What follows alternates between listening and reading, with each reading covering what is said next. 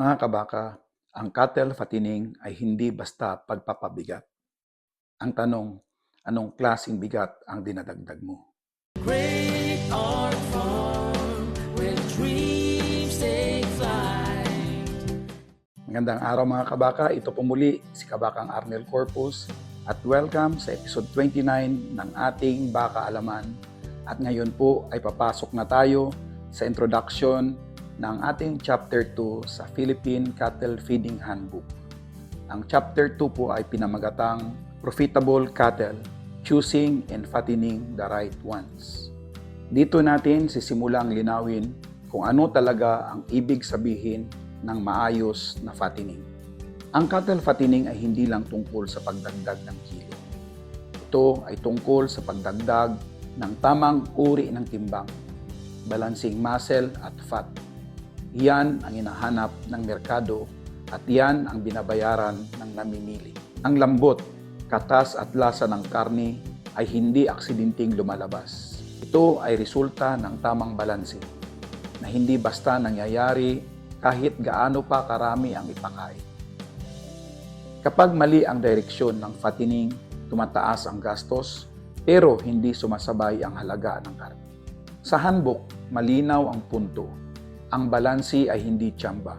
Ito ay bunga ng maingat na pagpaplano mula sa pagpili ng hayop hanggang sa pamamahala ng pakain at kapaligiran.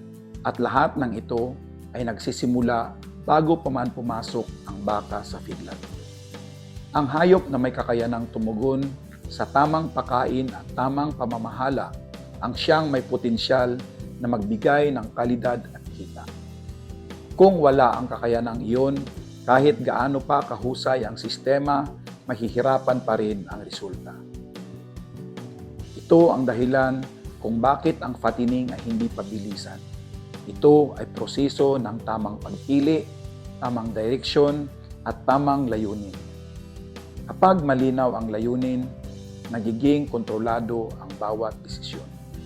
Sa Baka Alaman Episode 30, palalalimin pa natin ito sa pamamagitan ng isang malinaw na katotohanan.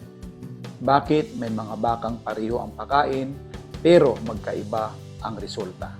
Mga kabaka, hindi lahat ng dagdag na timbang ay dagdag na halaga. Sa cattle fattening, ang tamang bigat ang siyang tunay na nagbabayad.